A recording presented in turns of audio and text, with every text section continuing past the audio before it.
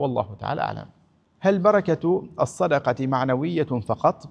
الظاهر أن البركة تشمل الجانب المعنوي، سواء كان في زكاء الإنسان، خذ من أموالهم صدقة تطهرهم وتزكيهم بها، فتزكى النفوس وتطهر من الشح وغيره، وهذه بركة معنوية. وهكذا يبارك في الرزق، ولربما زادت الأموال، يعني ما نقص مال من صدقة، أي أن الصدقة تؤدي إلى تضاعف الأموال التي عند الإنسان.